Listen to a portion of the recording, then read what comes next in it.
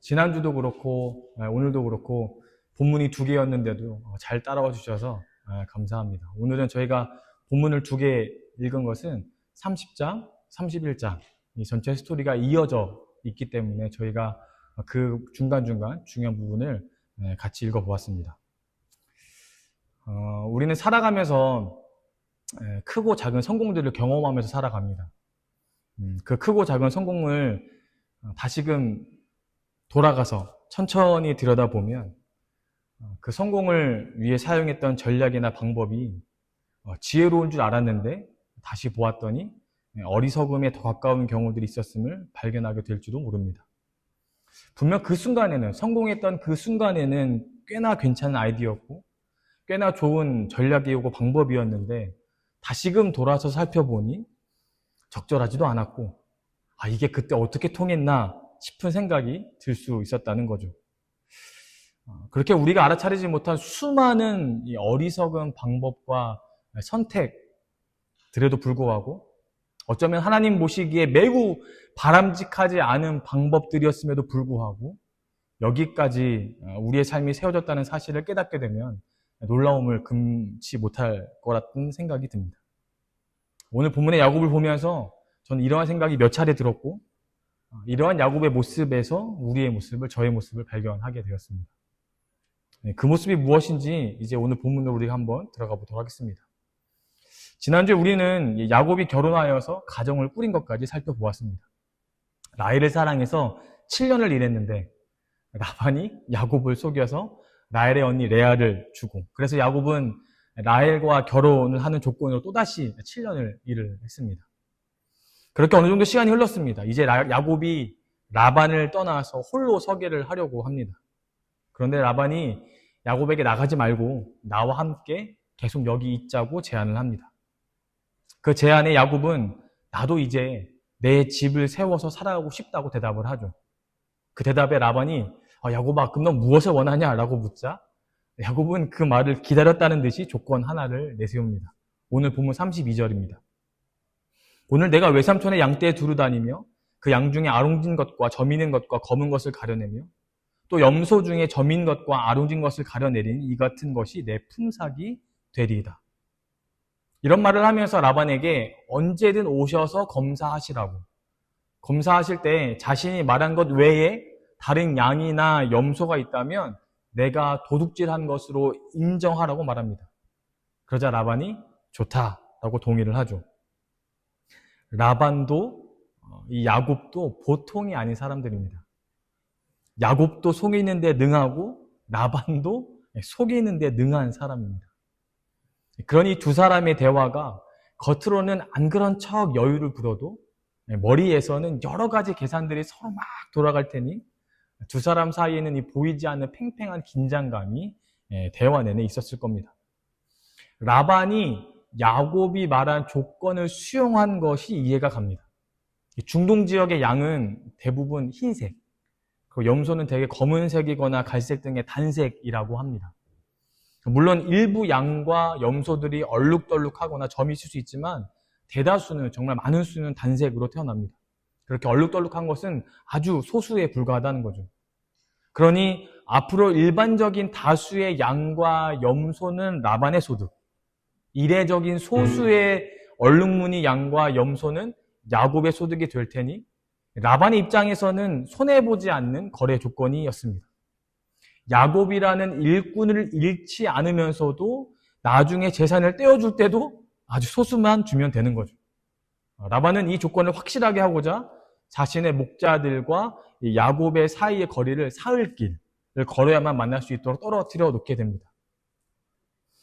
그렇다면 야곱에게는 꽤나 불리한 조건이었는데 그 꾀가 많은 야곱은 어떤 생각으로 이러한 제안을 할 것일까 궁금하면서도 한편으로는 이 꾀가 많기 때문에 야곱이 아무 생각 없이 그렇게 했을 리가 없을 거라고 아마 누구나가 다 예상했을 겁니다.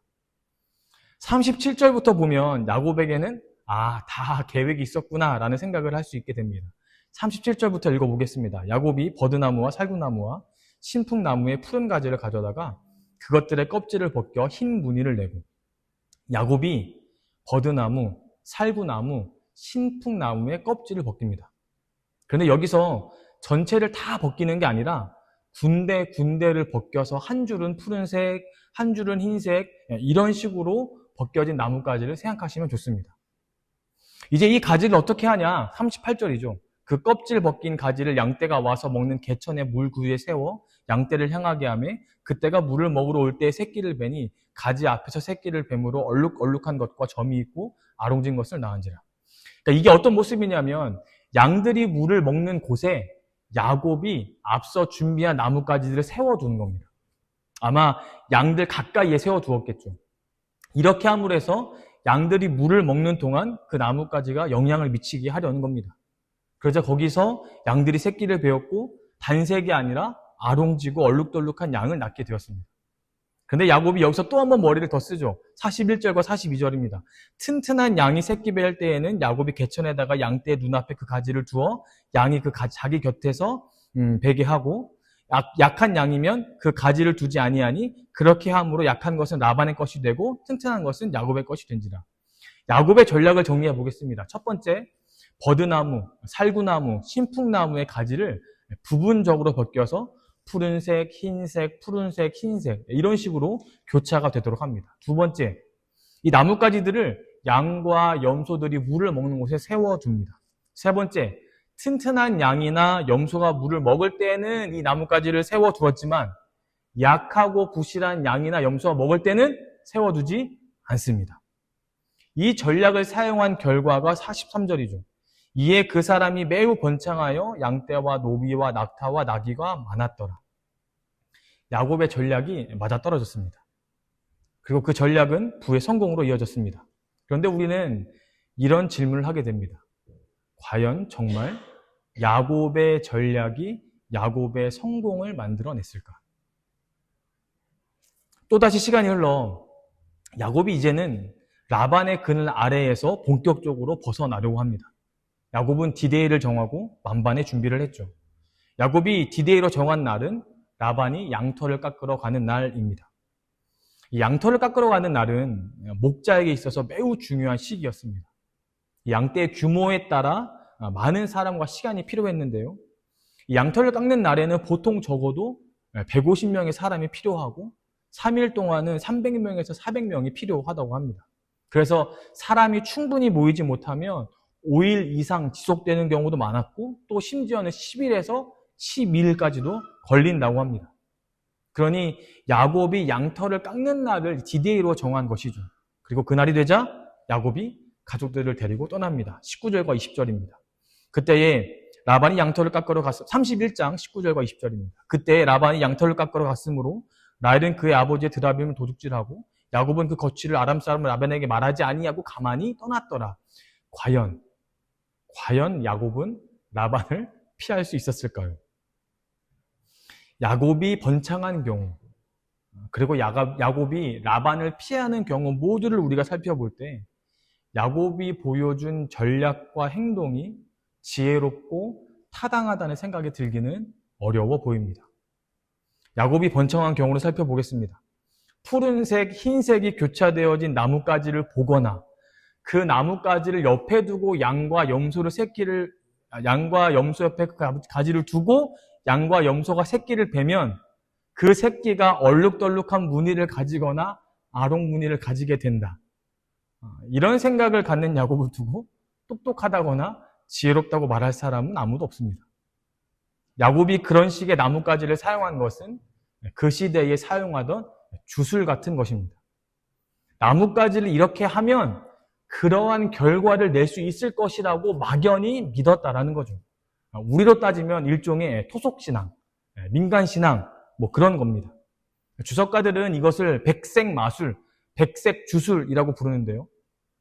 미신적인 관점에서 나뭇가지의 색깔을 그렇게 교차되게 만들면 그러한 새끼들이 나올 것이라고 생각하여서 야곱이 행동하였다는 거죠. 그리고 실제로 야곱은 그러한 결과를 얻어내면서 나의 방법이 통했다고, 내가 지혜롭고 현명하게 일처리를 했다고 스스로를 아마 자랑스럽게 생각했을 거라는 거죠. 그러나 그것이 아니었죠. 시간이 흘러 자신이 지혜롭고 현명해서 그러한 결과를 얻은 것이 아니라 하나님이 도우셨기 때문이라는 사실을 야곱이 알게 됩니다. 31장 9절입니다. 하나님이 이같이 그대들의 아버지의 가축을 빼앗아 내게 주셨느니라. 그리고 야곱이 이 사실을 알게 된 것은 야곱이 스스로 깨달은 게 아니라 하나님께서 야곱에게 나타나 알려주셨기 때문이죠. 31장 11절과 12절입니다. 꿈에 하나님의 사자가 내게 말씀하시기를 야곱아 하기로 내가 대답하기를 여기 있나이다 하며 이르시되 내 눈을 들어보라 양떼를 탄 순양은 다 얼룩무늬 있는 것 점 있는 것과 아롱진 것이니라 라반이 내게 행한 모든 것을 내가 보아노라. 하나님께서 얼룩무늬의 순양, 점 있는 순양, 아론진 순양에게 새끼를 낳을 능력을 가지도록 하셨고 또 그러한 양이 나올 수 있도록 하셨기에 야곱이 그렇게 많은 수의 이례적인 양들을 가질 수 있었다는 겁니다. 야곱이 유능해서요? 야곱이 똑똑해서요? 야곱이 지혜로워서요? 전혀 아닙니다. 야곱이 한 것은 주술과 미신을 사용해서 자기 나름의 머리를 사용한 거죠. 그러나 그것도 하나님의 일하심에는 전혀 미치지 못하는 일이었다는 겁니다. 더 정확히 이야기한다면 야곱의 부에 있어서 야곱의 지분은 거의 없다라고 말할 수 있습니다. 그러면 우리는 어떠합니까? 우리가 지금까지 살아오면서 이루어낸 크고 작은 성공들이 과연 우리의 지혜로움 때문이었을까요? 그렇지 않은 경우들이 생각보다 많을 수 있습니다. 어쩌면 우리 인생의 성공들은 우리가 야곱처럼 어리석게 행동했음에도 불구하고입니다. 무엇이 어리석은 것입니까? 우리는 야곱처럼 나름의 머리를 사용한다고 하면서 미신적인 방법을 사용했을 수 있습니다.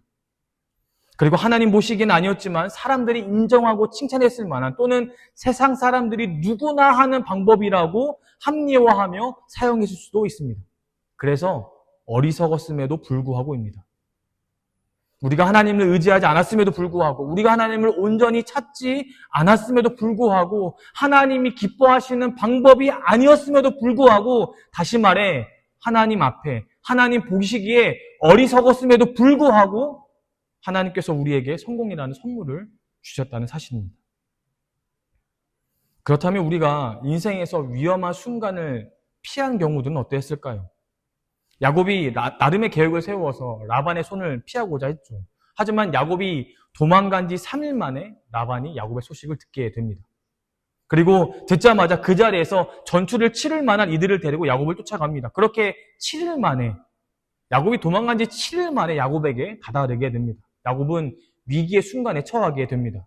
양털을 깎는 날에 도망가면 될 것이라는 야곱의 계획이 얼마나 어리석었는지 드러나는 순간입니다. 그런데 위기를 모면하게 됩니다. 어떻게 할까요? 23절과 24절입니다. 라반이 그의 형제를 거느리고 7일 길을 쫓아가 길르앗산에서 그에게 이르렀더니 밤에 하나님이 아람 사람 라반에게 현명하여 이르시되 너는 삼가 야곱에게 선악간에 말하지 말라 하셨더라. 하나님께서 라반에게 나타나셔서 야곱에게 이러쿵저러쿵 시시비비를 가리지 말라고 야곱이 가야 할 길을 그냥 가도록 내버려 두라고 하나님께서 나타나 말씀하셨습니다. 야곱이 한 게 없죠. 심지어 야곱은 다가오는 위험도 알아차리지 못했습니다. 그런데 하나님께서 그 위험을 막아주셨습니다. 위험이 야곱에게 다가오지 못하도록 차단해 주셨습니다. 우리의 삶에서 위험했던 순간들이 있었습니다. 그리고 그 위험으로 인하여서 우리가 고통받았던 적도 있었습니다. 그런데요, 사실은 우리가 겪었던 위험들보다 훨씬 더 큰 위험들이 우리에게 온 적이 여러 번 있었다는 겁니다. 그리고 그 위험들 중에는 말로 표현할 수 없는 위기의 순간들이 우리 인생에 있었습니다. 여러 차례 있었습니다. 목사님, 저는 그런 적이 없었던 것 같은데요. 기억이 잘 안 납니다. 만약 그러하다면 그것은 하나님이 그 위험이 나에게 다가오지 못하도록 미리 막으셨기 때문입니다. 위태로운 순간들이 나의 삶에 들어오지 못하도록 하나님께서 미리 차단하셨기 때문입니다. 야곱이 불을 얻는 장면, 그리고 야곱이 위험한 순간을 피하는 장면을 바라보면서 우리 자신을 돌아볼 수 있어야 합니다. 우리가 지혜로우면 얼마나 지혜로워서 이렇게 살아갈 수 있을까요? 우리 사업이, 우리 직장이, 우리 가정이 과연 우리의 지혜로움에 의해서 이렇게 세워졌을까요? 아닙니다. 우리는 정말 어리석게 행동하고 어리석게 판단하였음에도 불구하고 하나님께서 세워주셨습니다. 역대하 26장 14절과 15절입니다. 우시야가 그의 온 군대를 위하여 방패와 창과 투구와 갑옷과 활과 물맷돌을 준비하고 또 예루살렘에서 재주 있는 사람들에게 무기를 고안하게 하여 망대와 성곽 위에 두어 화살과 큰 돌을 쏘고 던지게 하였으니 그의 이름이 미리 퍼짐은 기이한 도우심을 얻어 강성하여 짐이었더라. 나라를 생각하는 왕 중에서 우시아처럼 군대를 정비하고 세우는 왕이 왜 없었겠습니까? 그런데 우시아가 든든히 세워진 것은 다른 것 때문이 아니라는 겁니다. 기이한 도우심. 바로 하나님께서 도우셨기 때문입니다. 우리의 사업이, 우리의 직장이 세워지는 것은 기이한 도우심, 즉 하나님의 도우심 때문임을 기억하셔야 합니다. 기이하다는 거죠. 사업하면서 우리의 생각이 미치지 못하는 부분이 있습니다. 직장에서 일하면서 우리의 실력이 닿지 않는 부분이 있다는 거죠. 그러한 때 기이한 도우심이 있었기에 우리의 사업이 여지껏 이어오고 있는 겁니다. 우리가 직장을 구하게 되고 또 그 직장에서 좋은 평판을 얻으며 일해낼 수 있었다는 겁니다. 또한 우리 삶 전체에서 우리가 실수하고 넘어지고 잘못 판단할 때가 너무 많았음에도 불구하고 지금까지 우리의 삶이 무너지지 않았다는 겁니다. 든든히 세워지고 있다는 거죠. 하나님이 도우셨기 때문입니다. 시편 127편 1절입니다.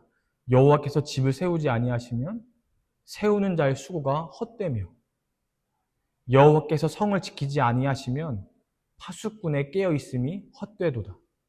하나님이 세워주셔야 일이 되어집니다. 하나님이 지켜주셔야 평안할 수 있다는 거죠. 그게 바로 기이한 도우심입니다. 더욱이 우리는 내일 일을 알지 못하며 살아갑니다. 내일 일을 알지 못한 우리가 계획을 세워서 앞으로 나아가자고 할 때 왜 문제가 없겠습니까? 그렇지만 하나님은 우리가 내일을 향하여 나아갈 수 있도록 도와주십니다. 야곱이 라반 아래에서 일만 하며 살아갈 때 일 외에는 아는 게 없었죠. 하나님은 야곱이 무엇을 해야 하는지를 깨닫게 해주십니다. 창세기 31장 3절입니다. 여호와께서 야곱에게 이르시되 네가 할 일이 무엇이냐? 내 조상의 땅, 내 족속에게로 돌아가라. 야곱의 마음에 고향으로 돌아오고 싶은 마음이 늘 있었을 겁니다. 그러나 고향으로 간다고 한들 가족들이 반겨줄지, 고향에 가서 내가 제대로 살 수 있을지 염려와 근심이 있었을 거라는 거죠. 또한 현실에 눌려있기 때문에 언제 가야 할지에 대해서 그리고 어떻게 가야 할지에 대해서 알지 못하며 시간을 그냥 보내고 있었다는 겁니다. 그런데 하나님이 지금이라고 알려주십니다. 지금이 고향을 가야 하는 적기라고 깨우쳐 주신다는 겁니다. 우리는 연약하죠. 어리석기도 합니다. 그래서 언제 해야 할지를 잘 알지 못하고 그 다음에 무엇을 해야 할지도 잘 모릅니다. 그러나 하나님은 우리에게 알려주십니다. 인도해 주신다는 거죠. 그래서 우리가 다음에 무엇을 해야 하는지를 알려주시고 언제 해야 하는지 하나님의 때를 우리에게 알려주신다는 겁니다. 시편 32편 8절입니다. 내가 너의 갈 길을 가르쳐 보이고 너를 주목하여 훈계하리로다. 그런데 우리는 그런 하나님을 자꾸만 모른 채 합니다. 하나님의 음성을 외면한다는 거죠. 하나님에게 무관심하고 심지어 하나님 보시기에 악한 행동을 하기도 한다는 겁니다. 야곱이 라반에게 벗어나고자 할 때 라헬이 보여준 행동이 있었습니다. 31장 19절입니다. 그때에 라반이 양털을 깎으러 갔으므로 라헬은 그의 아버지의 드라빔을 도둑질하고, 드라빔은 신상입니다. 이 드라빔은 치유자 또는 보호자를 상징을 합니다. 드라빔이 가정 안에 있으면 가정의 문제들이 해결되고 가정이 보호받아서 부유해지고 풍성해지면 평안이 있다고 그렇게 믿어왔다는 거죠. 라헬이 라반의 드라빔을 가져갑니다. 그런데 야곱이 레아와 라헬에게 아내들에게 말했습니다. 내가 부유해진 것은 하나님 때문이다. 하나님께서 라반으로부터 나의 것을 주셨기 때문에 내가 부유해졌다. 라헬은 이 말을 분명히 들었습니다. 그럼에도 드라빔을 라헬이 가져간 것은 아마 하나님도 내 편, 드라빔도 내 편이라는 마음을 가졌기 때문이라는 거죠. 이게 무엇입니까? 우상숭배입니다. 하나님이 너무 가증스러워 하시는 겁니다. 우리도 그럴 때가 있다는 겁니다. 하나님한테 한 발, 그리고 다른 것에 한 발 둡니다. 그러면서 하나님 편에 섰다가도 어떤 때는 다른 것에 네 발을 두기도 합니다. 이왕이면 많을수록 좋지가 우리 마음에 있습니다. 하나님의 이름을 멸시하고 하나님의 명예를 땅에 떨어뜨리는 행동입니다. 오죽하면 제가 한국에서 목회할 때 교회 성도들이 자주 애용하는 점집이 있다는 소문이 파다합니다. 교회에 와서는 목사님 오늘의 운세가 제가 좋지 않아서 일찍 좀 집에 들어가 봐야 합니다. 라고 말하기도 합니다. 목사님 제가 이사해야 되는데요. 손 얹는 날이 이사하면 안 좋은 날이어서 이사 날짜 안 될 것 같습니다. 이 정도는 사실 애교입니다. 교회가 만몬 앞에 무릎을 꿇고 살아갑니다. 교회가 하나님 앞에 참아 말하기 부끄러운 선택을 하면서도 스스로 합리화하며 살아가고 있습니다. 제가 하나님이라면 신앙생활 10년, 20년 해도 1년, 2년 한 사람과 똑같다는 생각에 속이 막 상하여서 정말 막 혼내줄 텐데 하나님은 그러지 않으십니다. 하나님은 라헬에게 참으셨습니다. 참으시는 것이 끝이 아니라 오히려 야곱의 가정을 라반의 손으로부터 보호해 주셨습니다. 우리에게도 그러하십니다. 하나님 보시기에 악을 끊임없이 행함에도 불구하고 하나님 앞에서 정결하지 못하게 살아감에도 불구하고 하나님 우리를 지켜주십니다. 하나님 우리를 보호하여 주십니다. 왜 그렇게 하실까요? 그렇게 하신 하나님의 우리를 향한 마음이 이러합니다. 호세아 11장 8절입니다. 에브라임이여 내가 어찌 너를 놓겠느냐? 이스라엘이여 내가 어찌 너를 버리겠느냐? 내가 어찌 너를 아드마같이 놓겠느냐? 어찌 너를 스보임같이 두겠느냐? 내 마음이 내 속에서 돌이키어 나의 긍휼이 온전히 불붙듯 하도다. 이스라엘이 얼마나 범죄했습니까? 우상숭배하기를 밥 먹듯이 했던 사람들입니다. 그런데 하나님이 그들을 향한 긍휼이 온전히 불붙듯 하도다라고 말씀하십니다. 우리를 놓지 않으시겠다고 말씀하십니다. 우리를 어떻게 버릴 수 있겠냐고 하십니다. 우리의 죄악된 삶의 모습에도 불구하고 우리를 향한 긍휼함이 불붙는다고 말씀하십니다. 우리들 중에 하나님 앞에 떳떳한 사람이 누가 있겠습니까? 하나님 앞에 부끄럼 없이 살아가고 있다고 말할 수 있는 사람이 누가 있겠습니까? 하지만 우리의 이러한 삶의 모습에도 불구하고 하나님은 언제나 우리를 도와주십니다. 그리고 하나님께서 우리를 도우시는 것은 우리의 믿음이 자라기를 원하시기 때문입니다. 어떤 믿음이냐? 그것은 바로 하나님이 나와 함께 하신다는 믿음입니다. 야곱이 자신의 어리석음에도 불구하고 자신이 부유하게 된 것이 하나님 때문임을 깨닫자 야곱이 이렇게 고백합니다. 31장 5절입니다. 그들에게 이르되 내가 그대들의 아버지 안색을 본즉 내게 대하여 전과 같지 아니하도다. 그러할지라도 내 아버지 하나님은 나와 함께 계셨느니라. 야곱의 상황이 전과 같지 않습니다. 라반뿐 아니라 라반과 주변 사람들이 점점 야곱을 견제하고 야곱을 막 누르고 있는 그런 상황입니다. 그런데 야곱이 낙담하지 않습니다. 야곱이 절망하지 않는다는 거죠. 하나님이 자신과 함께 계심을 믿기 때문입니다. 하나님이 함께 계심을 믿는 믿음, 어쩌면 우리가 가져야 할 믿음은 상황이 좋아지는가 아닌가를 바라보는 믿음이 아닙니다. 상황은 그 다음, 상황이 어떠하든 하나님이 나와 함께 하신다. 하나님 나를 지키시고 보호하신다라는 분명한 믿음이 우리에게 있어야 합니다. 빌립보서 4장 11절과 12절입니다. 내가 궁핍함으로 말하는 것이 아니라 어떠한 형편에든지 나는 자족하기를 배웠노니 나는 비천에 처할 줄도 알고 풍부에 처할 줄도 알아. 모든 일, 곧 배부름과 배고픔과 풍부와 궁핍에 처할 줄 아는 일체의 비결을 배웠노라.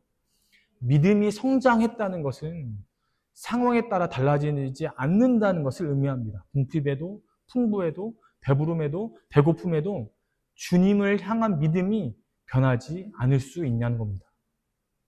13절입니다. 내게 능력 주시는 자 안에서 내가 모든 것을 할 수 있느니라. 주님이 나와 함께 하시기 때문에 내가 모든 것을 할 수 있다. 내가 때로 어리석은 판단과 행동을 할지라도 하나님은 나를 인도하셔서 나의 사업장과 나의 직장을 지키신다. 내가 때로 하나님 앞에 바르지 않은 모습을 보일지라도 하나님은 나를 한없이 긍휼히 여기시며 불쌍히 여겨주신다. 하나님께서 나를 지켜주신다. 나의 가정을 끝까지 지키시고 보호하시며 돌봐주신다. 하나님이 나와 함께 하시기 때문이다. 이 믿음이 우리에게 있어야 합니다. 내가 부족해도, 내가 연약해도, 내가 심지어 어리석어도 하나님이 하신다. 하나님이 역사하신다. 하나님이 인도하신다. 이 믿음 말입니다. 야곱이 다시 한 번 더 고백하죠. 31장 42절입니다. 우리 아버지 하나님, 아브라함의 하나님, 곧 이삭의 경외하는 이가 나와 함께 계시지 아니하셨더라면 외삼촌께서 이제 나를 빈손으로 돌려 보내셨으리다마는 하나님이 내 고난과 내 손의 수고를 보시고 어젯밤에 외삼촌을 책망하셨나이다. 이 하나님을 향한 야곱의 고백이 참 아름답습니다. 하나님이 나와 함께 하시기에 내 고난을 이겨내게 하시고 내 수고를 갚아주셨다는 고백이죠. 그런데요, 저는 한 가지 아쉬운 점이 느껴졌습니다. 그리고 그 아쉬운 점은 저의 모습이기도 했습니다. 정작 나의 하나님이라고 고백하지 못하는 모습과 같다는 거죠. 그런데요, 제가 유학과 이민 목회의 기간을 거치면서 여러 차례 하나님은 저로 하여금 하나님이 그의 하나님 또는 다른 누군가의 하나님이 아니라 바로 나의 하나님이심을 고백하도록 인도해 주셨습니다. 작년에 사고가 났을 때도 그러했죠. 제가 한번 말씀드렸지만 그 미국 시골길에 밤 12시가 넘어서 날씨는 춥고 겨울이니까 폰도 터지지 않아서 차들도 지나가지 않아서 발을 동동 구르고 있을 때 아무것도 보이지 않는 그 칠흑 같은 어둠 속에 밤하늘에 빛난 별들을 바라보면서 하나님이 아브라함에게 주신 약속들을 제가 떠올렸습니다. 그때 제가 아브라함을 설교할 때여서 아마 더 그랬을 겁니다. 하나님이 아브라함에게 큰 약속들을 하셨죠. 그리고 그 약속들이 성취되는 가장 큰 이유가 바로 하나님이 아브라함과 함께 계셔서 아브라함이 아브라함의 하나님이 되어주시겠다고 약속하셨기 때문이었습니다. 제가 별을 보면서 아브라함의 하나님을 생각하는 그 순간 하나님이 아브라함의 하나님뿐 아니라 바로 나의 하나님임을 고백하게 되었습니다.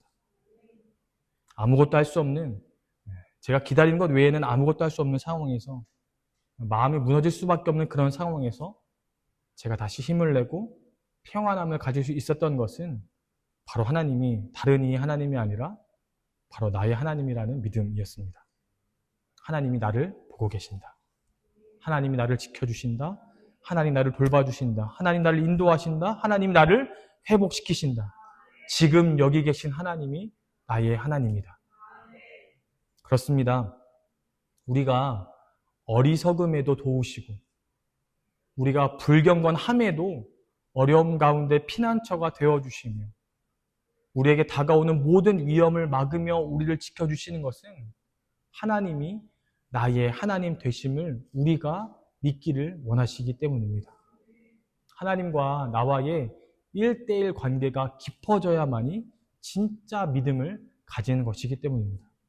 머리로 믿는 하나님이 아니라 저기 먼 곳에 계신 추상적인 하나님이 아니라 하나님은 지금 여기 내 삶에 역사하신다.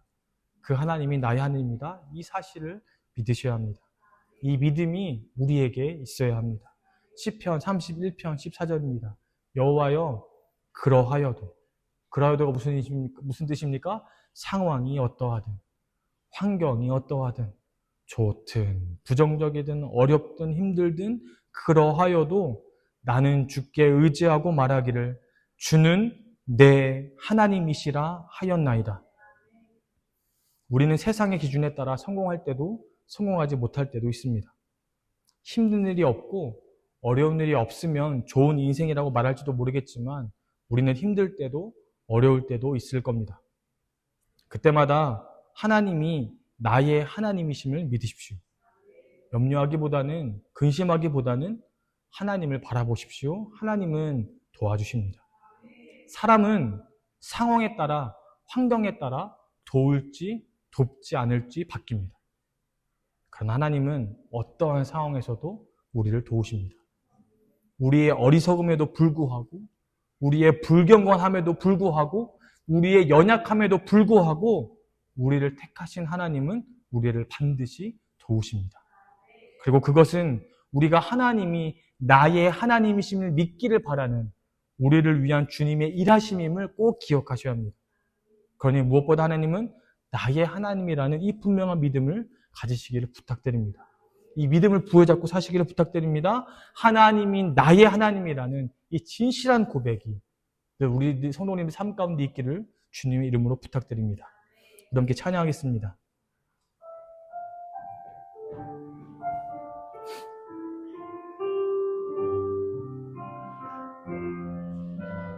나의 사랑 너는 어여쁘고 참 귀하다. 나의 사랑 너는 어여쁘고 참 귀하다. 어느 보석보다 귀하다. 내가 사랑스럽지 않을 때 너를 온전히 사랑하고 너와 함께하려 내가 왔노라. 주의 사랑, 주의 사랑, 이 사랑은 결코 변치 않아. 모든 계절 돌보시네. 풀은 마르고 꽃은 시드나 주의 말씀은 신실해. 실수가 없으신 주만 말하라. 주님의 나라와 뜻이 나의 삶 속에 임하시며 주님 알기를 주만 보기를 소망해.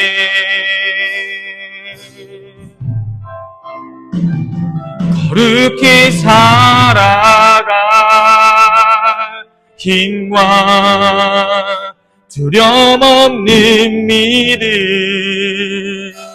주신 나의 하나님, 완전한 사랑 찬양해. 나의 사랑 너는 어여쁘고 참 귀하다. 나의 사랑 너는 어여쁘고 참 귀하다. 어느 보석보다 귀하다. 내가 사랑스럽지 않을 때 너를 온전히 너와 함께하려 내가 왔. 주의 사랑 결코 변하지 않습니다. 주의 사랑, 이 사랑은 결코 모든 삶을 돌보십니다.